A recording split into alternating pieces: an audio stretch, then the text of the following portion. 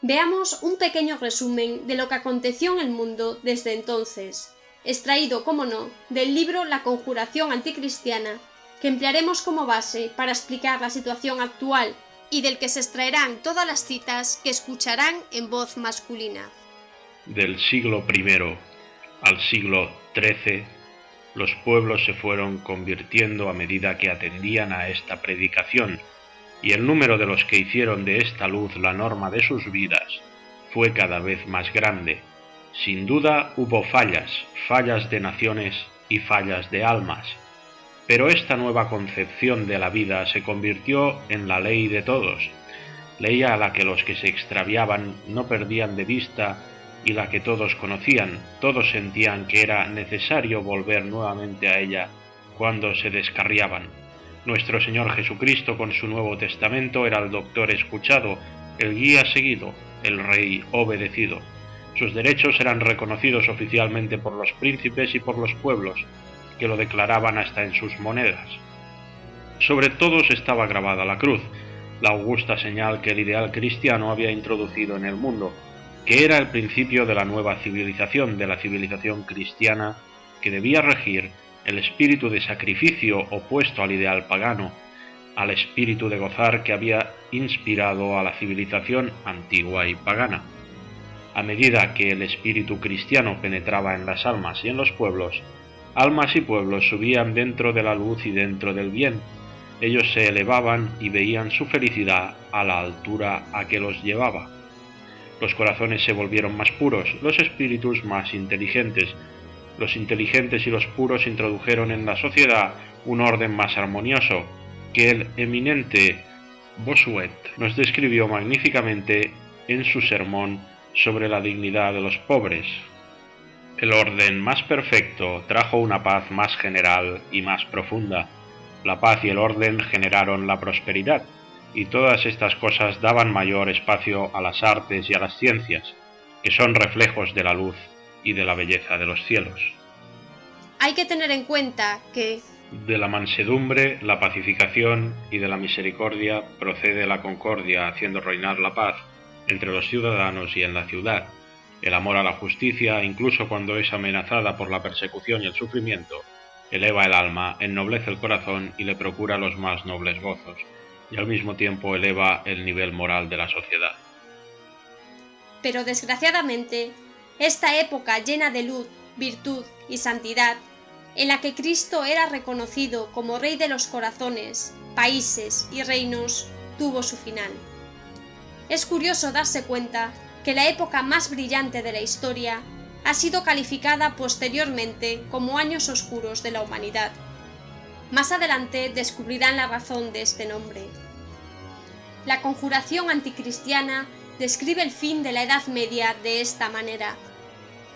El ascenso, no digamos solo de las almas santas, sino también de las naciones, tuvo su punto culminante en el siglo XIII, pero mientras que estas nobles almas alcanzaban las más altas cumbres de la santidad, muchos otros se enfriaban en su impulso hacia Dios, y hacia finales del siglo XIV se manifestó abiertamente un movimiento de retroceso, ya que mientras que la civilización cristiana eleva a las almas y conduce a los pueblos a la paz social y a la prosperidad incluso temporal, la levadura de la civilización pagana tiende a producir los efectos contrarios, la búsqueda de todos los placeres y para obtenerlos la guerra de hombre a hombre, de clase a clase, de pueblo a pueblo, guerra que no podría terminar sino con la destrucción del género humano.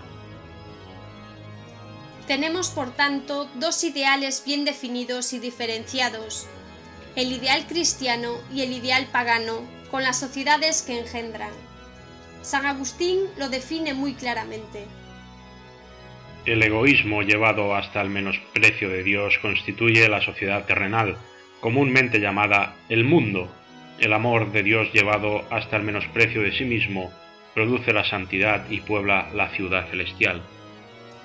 Como vemos a día de hoy, nuestra sociedad fundamentada en el paganismo, o como dicen ahora, nuestra sociedad laica o aconfesional, está en una situación crítica y a punto de estallar. Dichosos aquellos que no tengan que vivir en esta época del mundo, porque esta falsa paz durará poco y lo que viene será tan terrible que la historia jamás ha visto nada igual. Lo gracioso es que se empeñan en decirnos que todo va bien y que nuestro modelo de sociedad es el mejor, pese a que no se sostiene ni con rescates. Y que los tiempos pasados, por supuesto, fueron mucho más horribles que ahora. Sin embargo, como bien se nos dice en la conjuración anticristiana, hubo un tiempo en la historia en el que facilitar, favorecer la libertad de los hombres y pueblos en su progreso hacia el bien, se volvió el objetivo hacia el cual las instituciones sociales fueron llevadas, aunque no siempre como un fin expresamente determinado, y las almas aspiraron al cielo y trabajaron para merecerlo. Las virtudes adquiridas por los esfuerzos personales se transmitían por la educación de una generación a otra, y así se formó poco a poco la nueva jerarquía social, fundada ya no por la fuerza y sus abusos, sino sobre el mérito. Tal fue la obra de la Edad Media. Durante su curso, la Iglesia realizó una triple tarea. Luchó contra el mal que provenía de las distintas sectas del paganismo y lo destruyó. Perfeccionó los buenos elementos que se encontraban en los antiguos romanos y en las distintas razas de bárbaros. Y finalmente hizo triunfar el ideal que nuestro Señor Jesucristo había dado a la verdadera civilización. Para llegar a esto, había procurado en primer lugar reformar el corazón del hombre. De allí vino la reforma de la familia, y la familia vino finalmente a reformar al Estado y a la sociedad. Es la vía opuesta a la que se quiere seguir hoy. Que no nos engañen. La Edad Media no era tan diferente de los tiempos modernos como se cree. Las leyes eran diferentes, así como los corazones y las costumbres, pero las pasiones humanas eran las mismas. Lo que cambia es el fin al cual estaba dirigida la actividad humana. Tenían nuestras mismas pasiones y a veces se dejaban llevar por ellas, a menudo a excesos más violentos, pero el objetivo de esos hombres en su mayoría era alcanzar la vida eterna. Lo que hoy se cuenta como progreso no es más aquello que contribuye a una mayor perfección moral del hombre, sino lo que aumente su soberanía sobre la materia y la naturaleza, con el fin de ponerla más completa y dócilmente al servicio del bienestar temporal. Así, el impulso dado a la sociedad por el cristianismo comenzó a retrasarse en el siglo XIII. Este retroceso, o más bien esta nueva orientación, se manifestó pronto y tomó un nombre: Renacimiento. Renacimiento del punto de vista pagano del ideal de civilización, y con el retroceso vino la decadencia. ¿Qué es, pues, el Renacimiento? En la conjuración anticristiana se nos explica. El Renacimiento es, pues, el inicio del estado actual de la sociedad. Todo esto que sufrimos proviene de allí. Si queremos conocer nuestro mal y tomar de este conocimiento el remedio radical a la situación presente, es a él que es necesario remontarse. Pero paremos un momento. ¿No es verdad que siempre hemos escuchado alabanzas sobre esta época de la historia? Nos han bombardeado la cabeza desde niños diciéndonos que el Renacimiento constituyó la gran revolución cultural, científica, humana de todos los tiempos, que nos hacía salir por primera vez de las tinieblas de los años oscuros de la Edad Media a la luz de la Ilustración. Entonces, ¿qué ha sucedido realmente en esta época para que sea el origen de nuestros males? Seguimos con otra cita de la conjuración anticristiana.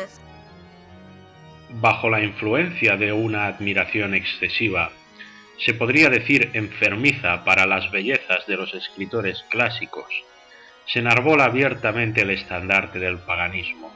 Los adherentes de esta reforma pretendían modelar exactamente todo bajo el prisma de la antigüedad, las costumbres y las ideas, restablecer la preponderancia del espíritu pagano y destruir radicalmente el estado de cosas existente, cuestionados por ellos como estando en decadencia.